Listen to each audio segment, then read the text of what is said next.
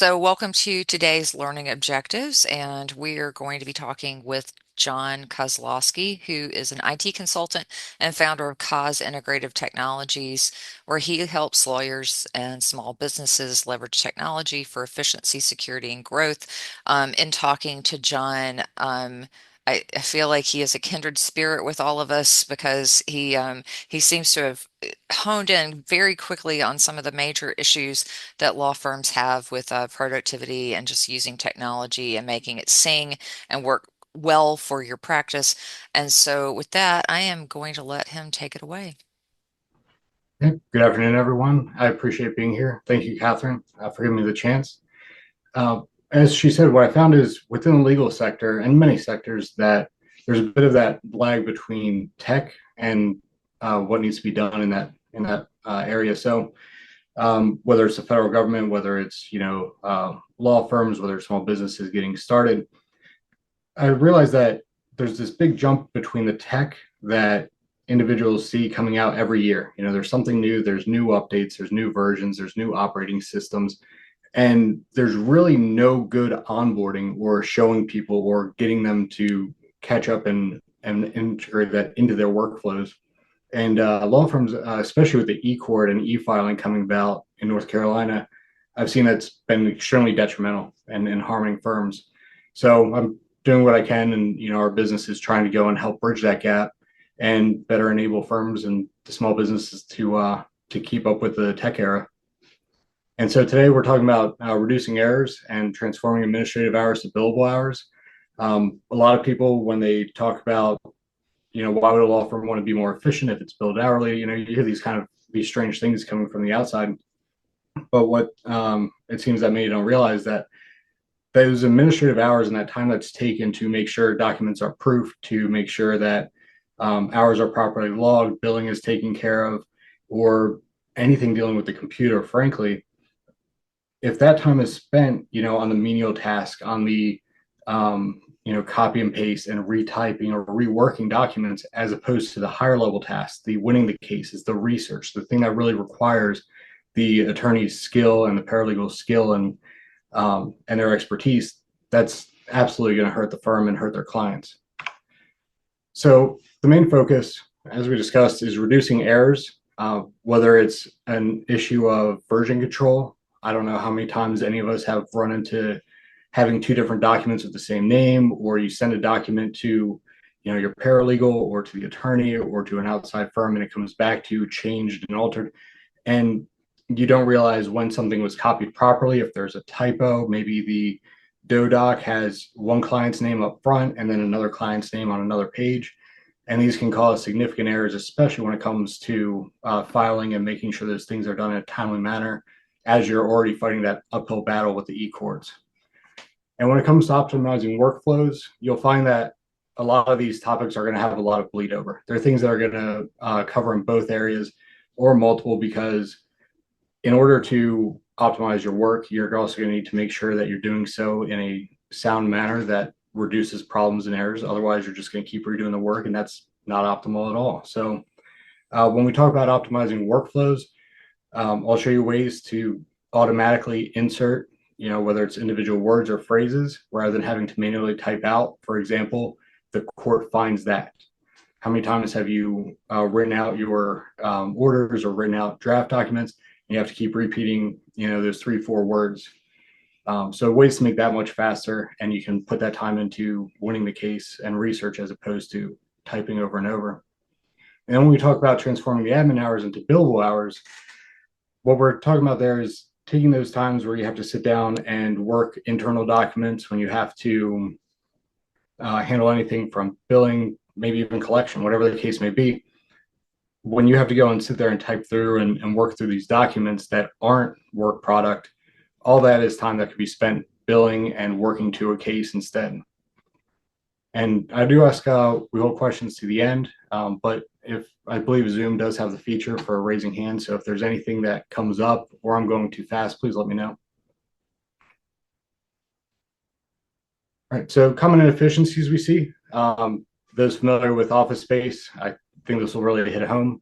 We talk about redundant administrative tasks. So whether it's having to, whether it's payroll, whether it's getting documents coming in, or when you talk about in processing or building new client files, the same task you're doing every single time. Okay, well, every time I need to go and do my fee agreement, I need to do this form, I need to do that form.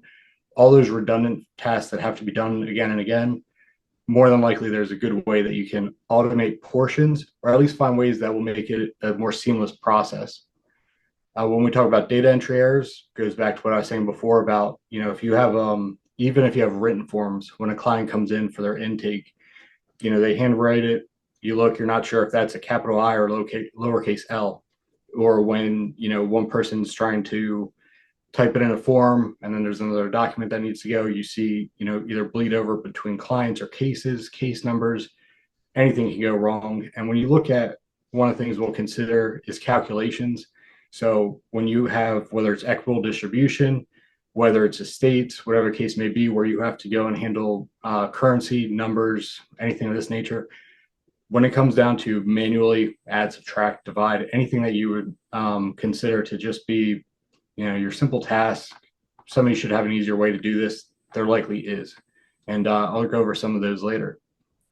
Now, document preparation delays ties in, as I said, overlay with the first two, but you also see when it comes to now the e-filing, those courts, the scanning process, the titling, the naming of documents, and we'll talk about naming convention when we get into it as well.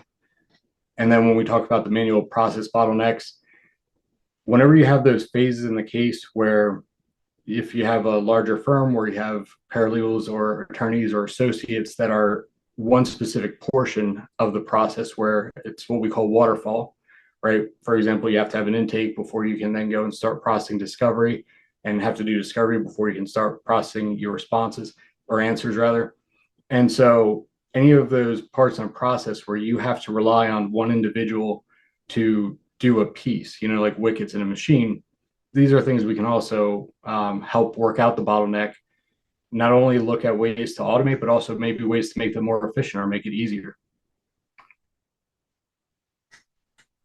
One of these ways I would like to discuss today is hotkeys. So when typing, and this is one of the things where it's kind of, if it's exposed late in life, as opposed to the generation that came up on a keyboard and on a touchscreen, it's very unnatural to think about how can I use hotkeys or how can I press combinations of buttons to make my work faster. It seems like something that is actually going to be more of a drag, more of something that's going to hold you back. But I can assure you, once you give it a bit of time and a bit of practice, it becomes second nature and it saves you a tremendous amount of time. One of the simplest examples is one we have on here, which is Control Z. So if you're typing a document and you have a typo, many of us have seen the individuals, or many that may be in this call right now, what they do is they hold the backspace. So you sit there, you write a long word, it could be, fundamental, whatever, and you hit the U twice. So they go and they backspace through the whole word, or they click and then they go and find that piece. All you have to do is you hold Control, you tap Z, and the last portion of what you did just disappeared. And you can go back as far as you need to. If you misaligned something in Adobe, some that are still, because I know WordPerfect is still very popular in the legal sector, if something is shifted off of the alignment, you just say hold Control, tap Z, and you're right back where you were. So it's no longer trying to find how to get back to that, or chasing the cursor as you slowly erase the word. You can actually have a much faster way to handle errors for those that didn't know. And so it's going to be a little bit intimidating, but I promise you, we'll go over this. And I also have a cheat sheet and printable for later for those that would benefit from that as well. I found that to be helpful.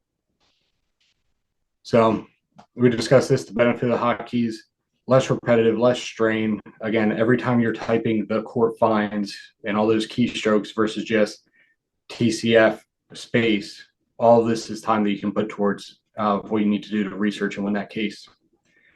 As again, faster completion, less frustration, and also far fewer mistakes. When you have the computer knowing this word is spelled like this, and this is my shortcut, as opposed to having to proof, thinking ahead as you're typing, maybe you forgot a word, whatever the case may be.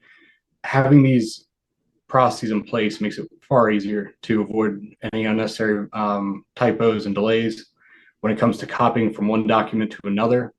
Instead of doing the highlight, right click, click copy, just Control Z or Control C, sorry, right there in your hand, Control V to paste it. And then, as we talked about, better flow and focus. If you're not worried about checking each letter along the way because you already have that block and you've proofed it and it just put it right there for you, it makes it far easier for you to focus on what you need to on the higher level tasks. And as I mentioned, this may be a little intimidating. We have quite a few here. Again, we will have a handout and I'll have these slides out to you as well. But some of the ones that these may all be familiar to many, and to others, some of these may be new and helpful.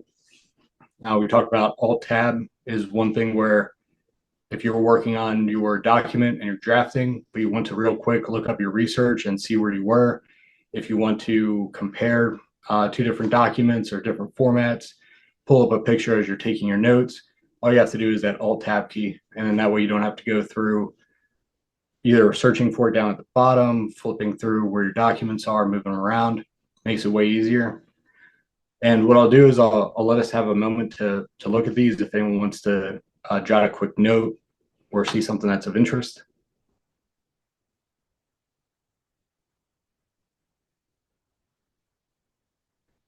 What I will say that I've run into recently with clients is I do want to point out the control and arrow keys. So when you are going through drafting a document, if you simply hold control and you tap the arrow keys left, right, up, and down, that will jump between words. So you don't have to wait for the cursor to go all the way.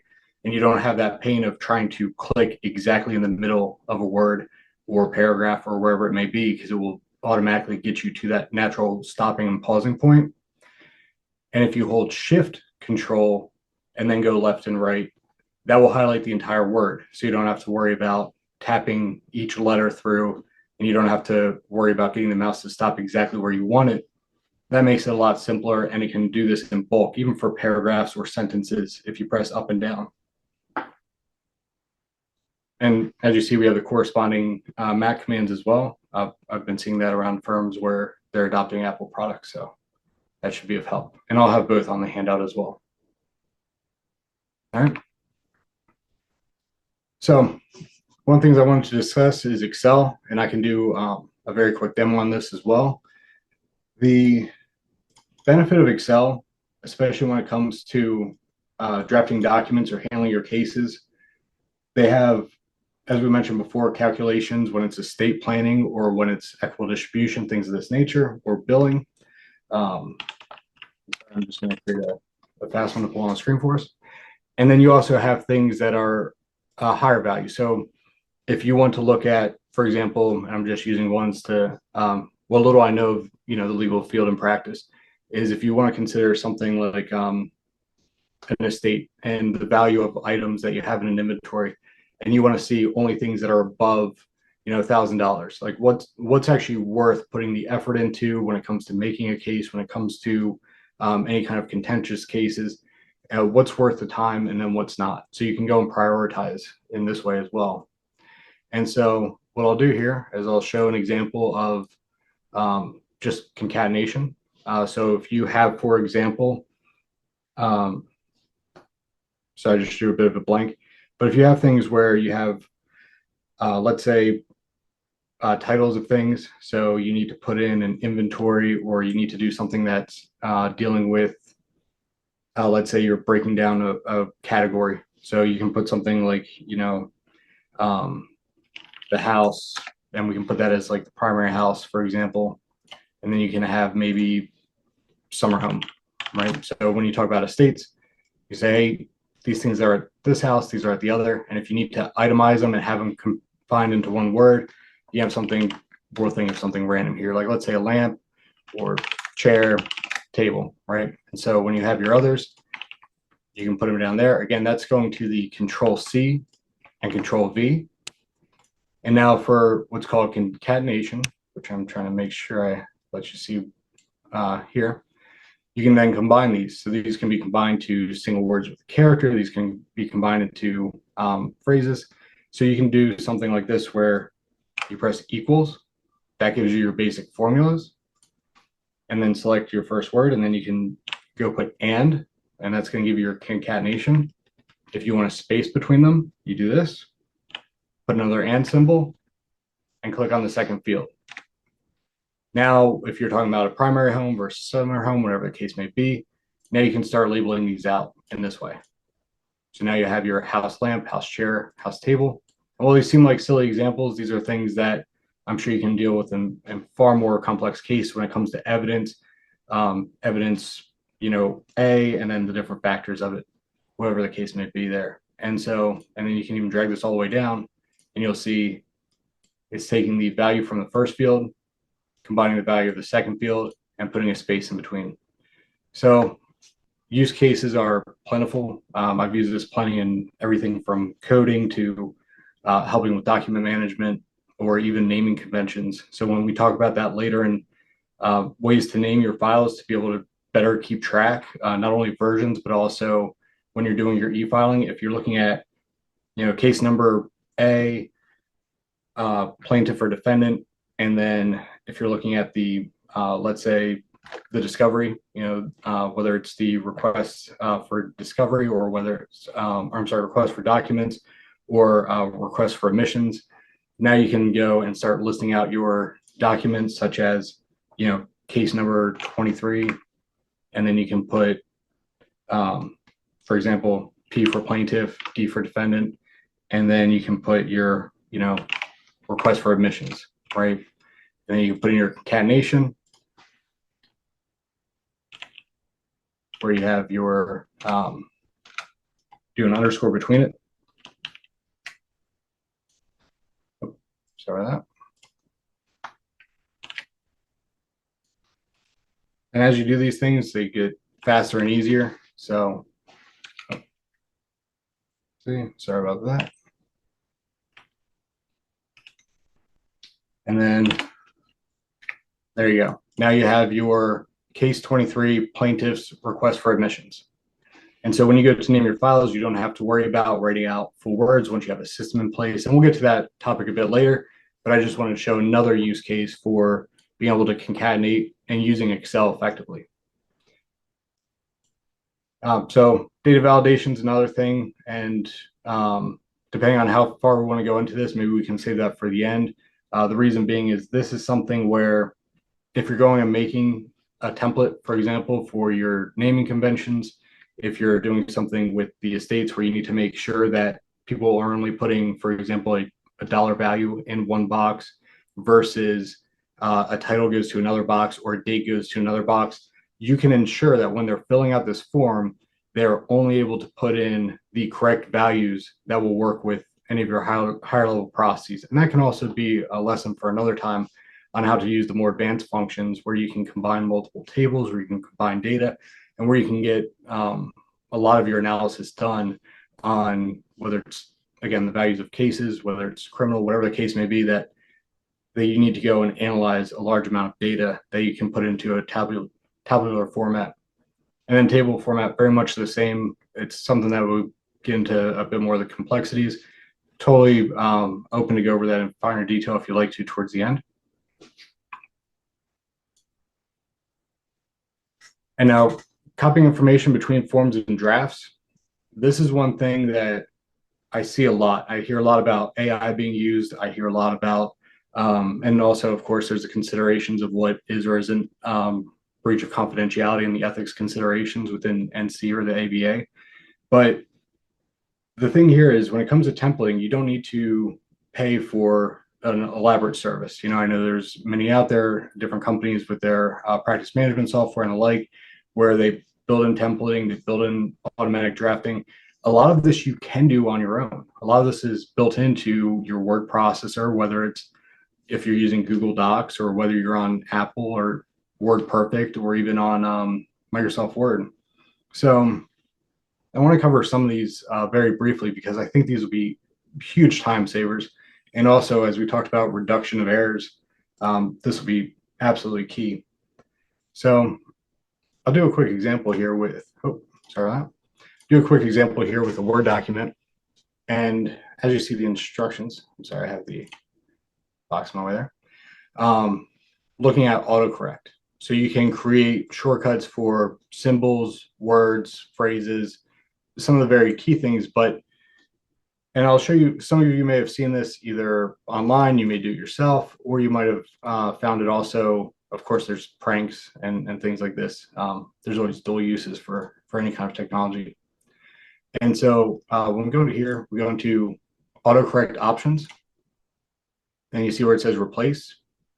You can put, for example, CFT, right? So we can replace this with or finds that. Finds that. And as you saw, as I was typing, that's just hitting Control and backspace. So, and there's Control Z to undo my deletion. So you can put court finds that, or you can put court finds that defendant, right? And you put court finds that the defendant, right? Add that one as well. So now when I'm typing, if I hit CFT, court finds that. So I know at least many of the clients I've seen before, this is a huge time saver from having to type that every time or having to go up and highlight and copy. And then the next line of the order, finds defendant. Oh, sorry. One moment. This is one of the problems when you demo live, of course. Let's see here. So again, going into proofing, autocorrect options, and then replace. And I can check by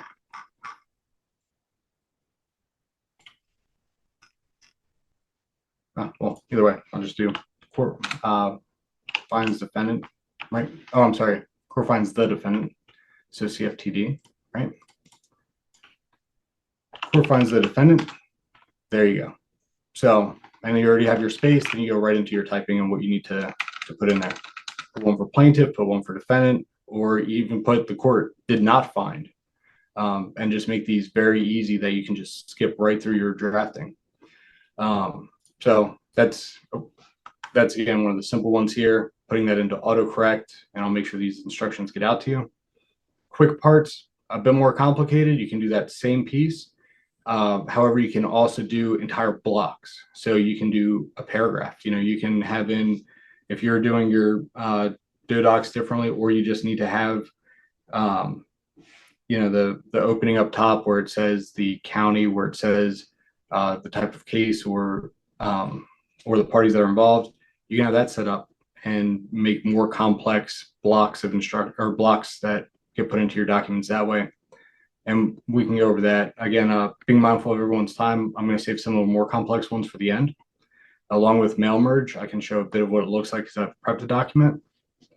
But mail merge is a perfect example of setting up your own DoDoc templates, where you can put together, whether it's an agreement, whether it's a fee agreement, whether it is any kind of a filing, or even if you started to prep out, which is more of a PDF function, but when you start prepping out your filings to throw into e-courts and just want to link it up to your case. So you have your case, you have your client's name, you have the opposing party and opposing counsel, and you can just have this just immediately start filling in those blanks for you. And to give a quick look at that, what I have here is I took an example document. I think it's from UNC. And if you see here where they have first name, last name, city, and state, where it's kind of grayed out, I just put together an Excel sheet where, as it says in here, I apologize, as it says in here, I have the first name, last name, address, and I already set that up, and I've already linked it with these steps here. And you'll see that, as you see here, first name, last name, city, and state. And when you hit finish and merge, you can do it for individual documents, or let's say you need to send out a notice to multiple clients, or you need to do something in bulk for some kind of a notice to other parties or witnesses, whatever the case may be. You can actually go and set this to spit out multiple documents to print immediately. So it fills out their names and runs it to the printer or a PDF, or with the multiple PDFs, of course, or send it out to an email. Now, if you want to do the individual one, we can just say the current record, and then there you go. And these are all made up names. They were randomly generated. So Dan Cameron of this city, this state, here and after called designer, and then this can save you an immense amount of time, especially if you do have your procedures already set up where you have a workflow of first fee agreement, second this document, third that document, fifth that document. And every time you would sit there and have to manually type in a name, now this can all be handled by putting those values into a quick Excel sheet. Again, something I can either go over towards the end, or also future lessons or being in contact. I have no problem walking through those steps. And so going back to here, that's what is called mail merge. All right. And again, if I'm going too fast, covering too much, please put a hand up, let me know. But as we just discussed, a lot of that bleeds right over into the practice for templates and dodocs. We talked about the placeholder formatting. So either the kind you saw in there where it had the double brackets or the square brackets, so you can easily find them. Now, where this comes into play, and I can show this real quick too, is if you put in a placeholder that's easy to ensure it's unique. For example, you have date in parentheses. We'll just use that because it's already there. You see where it says the find and replace using Control H. So some of you may be aware of Control F to find examples through a document, and then usually you can tap, to replace. So I can show that here. You hit Control F, and you can search. But when you hit that Control H, you're now getting the find and replace. So I can say find, and again, something very specific, such as a double square bracket, client name, double square bracket, is something that is not, I can't say impossible, but it's very unlikely that it will exist in a document and accidentally copy over something else. But date in parentheses may be more likely to have some mistakes, but we're just going to do this for an example. And we can put, for example, today, 3/19/2025. And you can also have it, you can have it where it has to match the case if you only want the capitals, lowercase, and there's far more advanced functionality. Again, we're just trying to cover the basics today and just show what's out there, right? And then you can either hit replace and go down the list so you can make sure that you're getting the one that you want to replace. Of course, there's only one at the top, or you can replace all, and a little box will pop up and say, do you want to go back to the beginning of the document or cover everything? Or it'll just say 57 examples of this, or 57 replacements have been made.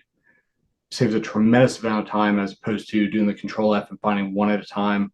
But also by setting up your Do documents, you can do them as simple as this, where you just put, client name in parentheses, client first name in parentheses, and then replace all. You can do something as advanced as we talked about the quick parts, where you're doing entire blocks of text. Or you can set something up as we talked about the mail merge, where you set up your Excel document and list out your clients, and then run through your documents one at a time in short order. So all of these are similar ways to get after the same thing with their nuances, and it's all dependent on level of familiarity with tech, your comfort level, but then also what else may you want to accomplish later with this. What level of, if you will, complexity do you need up front to then later tie into other systems, whether you're talking about databases, whether you're talking about practice management software, all these things, how they can tie together to make your life as easy as possible, make your firm as efficient as possible as well. And so, when we talk about developer tab, and again, a lot of these, I'm looking at the time, and I don't know how much we want to spend on all the very fine details, but developer and rich text, I know those that have heard of kind of like the war, if you will, between WordPerfect and Microsoft Word comes into the ability to, I believe it's pressing F3, pulls up your formatting, and you can see those finer details. That's where you see that same functionality has been in Word as well.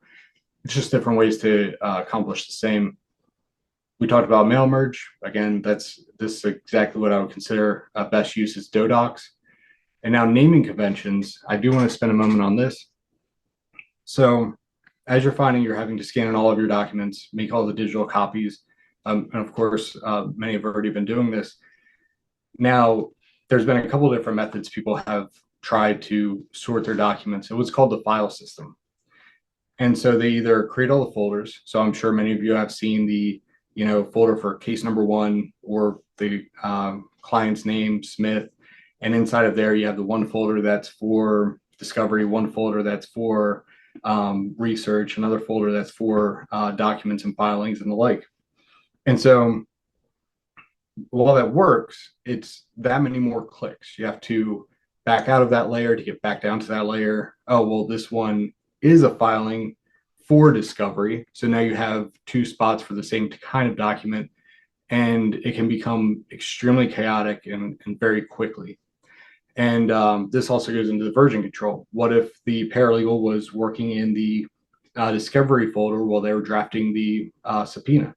And meanwhile, you have a subpoena that's already standing by in the filing folder, right? So these are all things that there's no right answer. There's no the best way is this.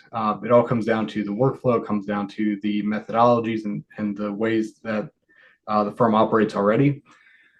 However, I will say that adopting a standard naming convention is absolutely critical. Now, no naming convention stands the test of 100 users or even 3 users because things are put in quickly or it's an afterthought, whatever the case may be.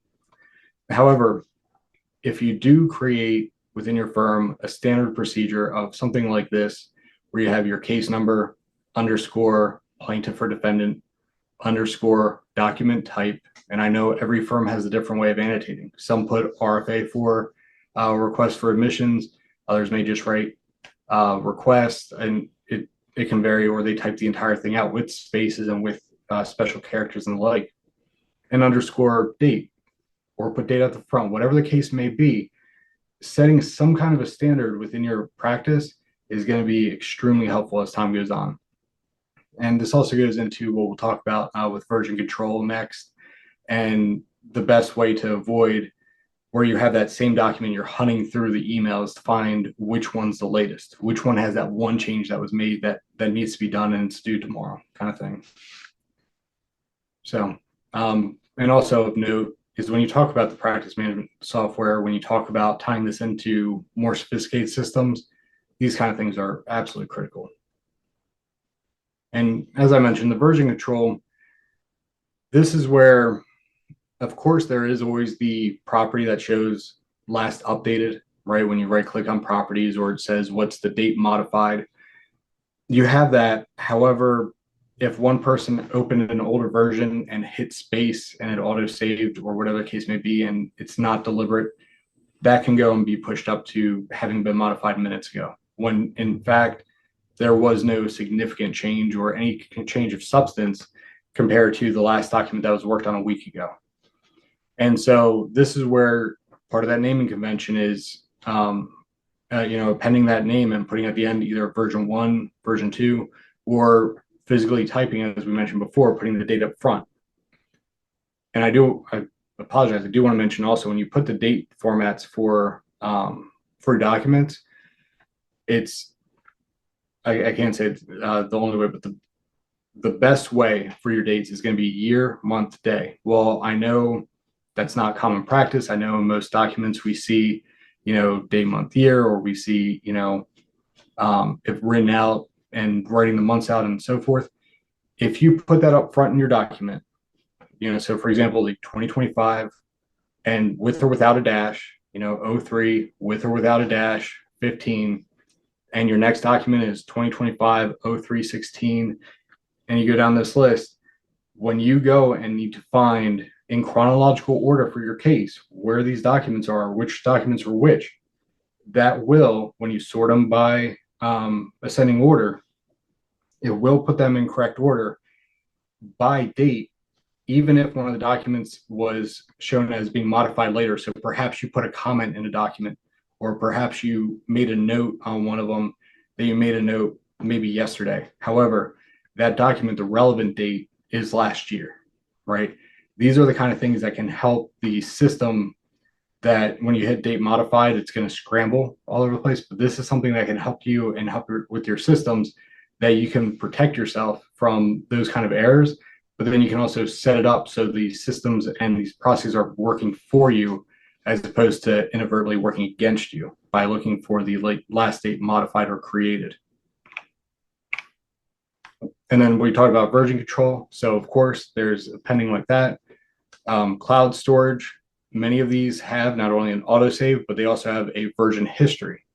So OneDrive, Google Drive are examples of these, and SharePoint, where it will keep your old versions. So let's say you worked on a version and you made some changes and someone uploaded, another or made changes after that. You can then go back and see, no, this was the one I was working on 2 weeks ago. That's when I made that change. This is what I want. Takes more storage, but more complex to master, but that is an option as well. And then this may be something that others, some of your firms may find this to be too complex, but when you talk about change logging, that's something where you might have a Word document or a text document inside that same folder, and the paralegals or the attorneys will go and log on this date I made these changes, I updated this document, I applied these changes, or I found this information, and having a running change log as opposed to putting it in an individual documents, which some may find that's too elaborate and that's too much extra work. But with others, it may be an exact answer for some of the problems in the firm. So especially when you have multiple members running in different directions at the same time, but towards the same ends. And so talk about automatic replacements. And so you do have, again, some of these are more complex when you get into Power Automate and Zapier. But when you talk about putting in the common shortcuts, mentioned being able to put in the words and phrases, but you can also do symbols.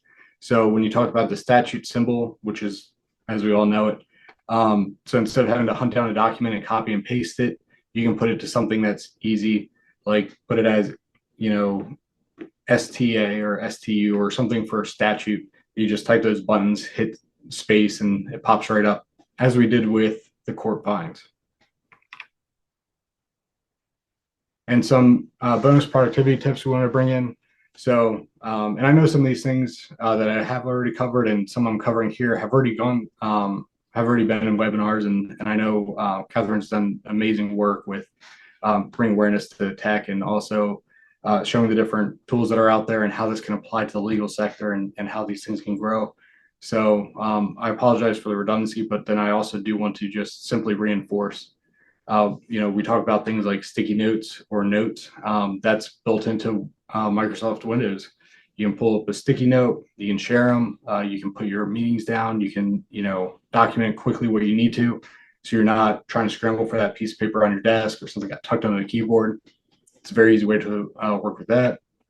Text expanders, in a way similar to what we talked about with autocorrect. However, there's far more functionality, and it goes well beyond that. And then cloud sharing. So whether this is through the Google Drive, whether it's through OneDrive, whether it's through SharePoint, or whether you have in some of the services we offer with Cos Integrative Technologies or Kit Digital, we have a full cloud platform that we work with as well. But I believe even Clio and these others, sharing things through a cloud where you have a single point where that data is stored, not only is that great for version control, but then it also works very well for who does or does not have access to that document, or how copies are made and the like. And I'm sorry, I saw something pop up. I don't know if there's a question. Oh, John, that was me. I was just mentioning, Oh, okay. this is, I love sticky notes. I know that sounds really weird, but sticky notes actually save in Microsoft OneNote by default. So if you're using Microsoft 365 and you create a sticky note, it actually saves to OneNote so you can go back to it. So whether you put it on your desktop or whatever, I use them all the time because I access my sticky notes in OneNote on my phone. So those sticky notes aren't just like a post-it on your screen. They actually carry around Yeah. with you. Mhm. Yeah, that's absolutely right. And that's the thing too, is there's so many tools and so many different things to integrate, whether you're working with OneNote, right? And I know that's a very popular one. Whether you're working with there's things like Jira, there's things like um, Figma, and all these others to be able to take your notes, share your ideas, collaborate as well. And OneNote having that collaborative feature. So when you throw those notes on there, the rest of your team, if it's if you set it to be shared in that same notebook, it's a lot of these possibilities are endless, and it's really cool how everything's tied together. So that's an awesome point. Thank you. And then that actually brings us right about to the end here. So we have, as we talked about before, ways to automate and optimize to reduce those errors. Saving early and often. I know people say it's a joking thing, but as we mentioned the hotkeys before, just hitting Control S. I can't tell you how many times I've heard of firms they put in, hour, 2 hours of work, however much time, and there's a brownout. And while Microsoft Word and a lot of these other systems do have their recovery, it's not good to rely on that because I've seen that go south as well. Or when was the last recovery checkpoint compared to where your work was? So just hitting or holding Control, the CTRL button, and tapping S to save, just doing that periodically, like as you finish a paragraph or you finish a thought, that's going to save so much time in accidentally losing work or just acts of nature coming out. um, we talked about how to transform that administrative time into billable hours, taking that time away from the mundane task and the repeated task and being able to put that towards the higher level tasks and doing your research of winning the cases, of engaging your client, as opposed to that time that's taken through redundant portions of the drafting process. um, Effective naming conventions, I can't stress enough. I know it's near impossible for any system to hold, but as long as you have a standard, you have something in place. That way, nobody's guessing which document was that. What is this thing? What is this Word document? What is that PDF? Especially when you download them, things like Dropbox or others, you run into where it kind of gives you that long string of letters and numbers if it wasn't named properly, or when you scan in a PDF, naming it properly right off the bat. And then we see, ensuring the data security and efficient workflows. So we didn't talk as much about the data security in this, and we can go over that in more detail if you would like. And I'll have questions in a moment. But when we talk about the efficient workflows, whether it's building out your docs, having more efficient ways to do so, or having those more efficient ways to work through whatever your process is when you're going from intake to closing the case, how in there you can find ways to apply these processes. And when we talk about things like hotkeys or anything else, that's all going to help make those efficient workflows and help make your firm more successful and take on more clientele. And at this point, if we have any questions, if there's anything you'd like for us to expand upon, and and of course, opening the floor to Catherine as well if she has other suggestions.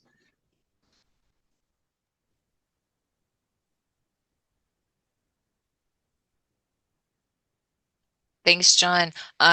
Yeah, if anybody is interested in getting a little bit more detail, I've got a couple of video tutorials on some of the using mail merge in Word, which I'm a huge fan of that. A lot of the practice management applications have that built in such a way that you can take, and I love that John calls them docs because we tend to call them templates or go bys. I think that's his military background, but you know, having all your information that you're inputting into, say, a Clio or Rocket Matter or my case or whatever, then taking your standard template documents, your intake, fee agreements, closing letters, things like that, you can actually upload those into those systems, the practice management systems, and they give you the ability to lay in those fields so that you can actually take the data that you already put in and push it into the templates and push it out. And some of the tools already have e-sign tools in them. So say you're going to send out an engagement agreement. So you've kind of had that initial consultation. The person wants to sign up for representation. You've already put some of the information in to do a conflict search. You finish putting in all the necessary ingredients. You pull up that template, you drop in the information you already put into the system, and you can use mail merge to send it off via email, or you can use the system through e-sign, and it just, massively reduces risk from error, rekeying, workflows, and all that stuff. So anytime you can find, and I actually just read this really great article this morning about Text Expander and some secret tips about using Text Expander. So if anybody's using Text Expander and wants those, I'll email them to you. But all of these things that John's talking about, this is super, it seems simple, but it's stuff that you can use. One of the things to be aware of when you create those autocorrects in Word, it actually also works in email. So if you're using Outlook and Word and you create an autocorrect in Word, that little CFTDB or whatever you've created will also work in emails as well. So you can, those autocorrect libraries share across Office, which is also cool. That said, Quick Parts doesn't share across applications. So you can't have a quick part in Word and it's mirrored in Outlook, and also quick parts is going away in the new Outlook. So I'm not really a fan of even bothering with it in Outlook anymore. They have templates now. So anybody have any questions for John?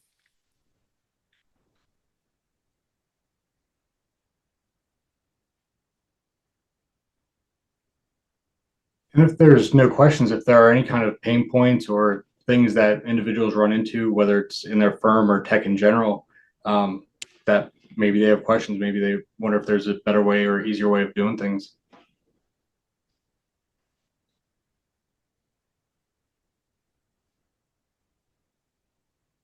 Okay, well, hearing none, John's contact information is here. He's amazingly astute at using tools that you already have in your arsenal to get things done faster.